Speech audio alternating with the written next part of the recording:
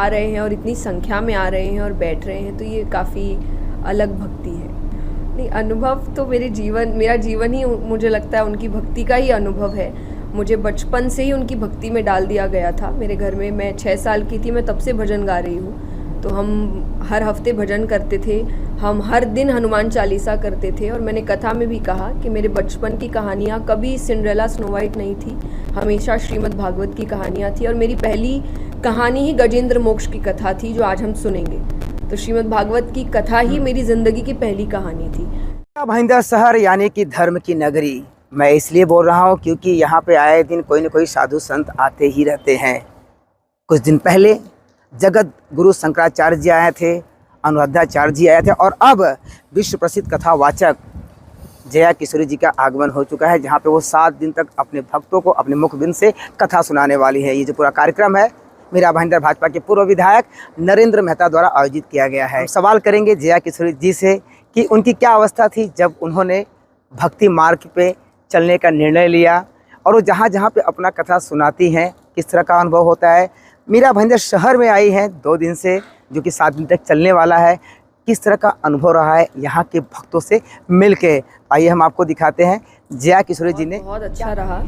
और सबसे पहले तो बहुत बहुत धन्यवाद नरेंद्र मेहता जी का कि उन्होंने मुझे यहाँ बुलाया, इस कथा का आयोजन किया, और मुझे इतने प्यारे भक्त देखने मिले जो इतनी बारिश में भी भीगते हुए बैठे हैं। हमें बहुत कम ऐसा मौका मिलता है कि इतनी भक्ति देखने को मिले, वरना जनरली बारिश होते ही लोग जाने की कोशिश करते हैं, पर यहाँ उसमें बैठे हैं, अपने अपने छाता लेकर आ रहे हैं कि शायद उनको पता है कि अगर हो भी गया तो उठना तो नहीं है यहाँ से।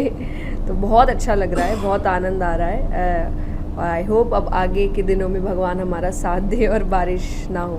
यही जो मैंने आपसे कहा कि हमें ऐसा कमी देखने को मिलता है। बारिश में तो कोई भीगना पसंद नहीं करता, लोग अपने घर से ही फिर सोचते हैं कि हम घर से सुन लेंगे, क्योंकि ये आप यूट्यूब पे भी अवेलेबल है कथाएं। तो ऐसा नहीं है कि ये कथा उनको बाहर नहीं मिल रही है, पर फिर भी वो आ रहे हैं और इतनी संख्या में आ रहे हैं और बैठ रहे हैं, तो ये काफ़ी अलग भक्ति है। नहीं, अनुभव तो मेरा जीवन ही मुझे लगता है उनकी भक्ति का ही अनुभव है।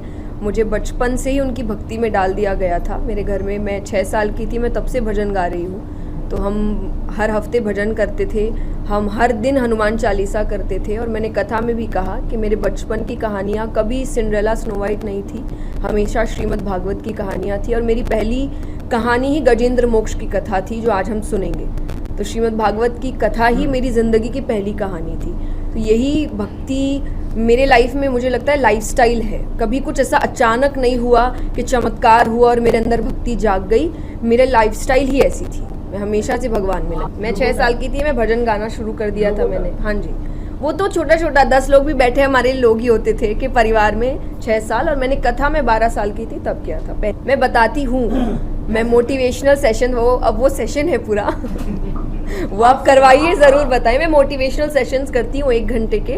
वो मोस्टली हम IITs में करते हैं, कॉलेजेस में करते हैं, कॉर्पोरेट्स के दौरान करते हैं। और उनकी लैंग्वेज में उनको ऐसा लगता है ये मोटिवेशनल सेशन हो रहा है, लेकिन मैं उनको हमेशा एग्जाम्पल्स शास्त्रों से देती हूँ, ताकि मैं उनकी लैंग्वेज में और उनके इंटरेस्ट से उनको भगवान से जोड़ सकूँ। तो शायद कान ऐसे नहीं मैं घुमा के पकड़ती हूँ, पर ले जाती यही हूँ, पर उनको ऐसा लगता है कि नहीं यहाँ कोई धार्मिक बात नहीं हो रही है, पर होती वही है। तो इस तरीके देखिए, कंपेयर तो किसी को ही नहीं करना चाहिए। सबका आयोजन बहुत सुंदर है, पर जैसा मैंने कहा, मैं बहुत खुशनसीब हूँ कि इन्होंने मुझे बुलाया इतने प्यारे भक्तों के बीच। और मैं चाहूँगी कि ये मुझे अगले वर्ष भी बुलाए, ताकि थोड़ा मौसम और साथ दे और मैं और ज़्यादा इन भक्तों के रूबरू हो सकूँ। लेकिन फिर भी बहुत बहुत धन्यवाद। इतनी सुंदर कथा, इतना सुंदर आयोजन, इतना भव्य पंडाल, इतने भक्त, और एक डर भी लगा रहता है कि अगर इतने भक्त आएंगे तो उनका अरेंजमेंट कैसे होगा। पर इतना भरोसा और विश्वास भगवान पे रखा, और शायद लोग इनके विश्वास को ही पूरा करके इस बारिश में भी आ रहे हैं। तो बहुत बहुत धन्यवाद अगेन मुझे बुलाने के लिए। हमारी जो खास करके संस्कृति और रिचुअल्स है और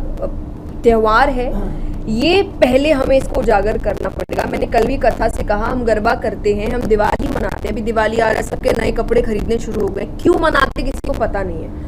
तो पहले बस हमारी जो मेन चीज़ें हैं हम उनका प्रचार शुरू करें। क्यों मनाते हैं, रीज़न क्या है, यूथ को थोड़ा करीब लेकर आए। जैसे वेस्ट हर चीज़ बहुत बड़े रूप में मनाता है। क्रिसमस देखिए कितना भव्य मनाया जाता है, लेकिन उनको पता है क्रिसमस के उनके रिचुअल्स क्या है क्या नहीं है। हमारे यहाँ मनाते तो सब है, रिचुअल्स किसी को नहीं पता।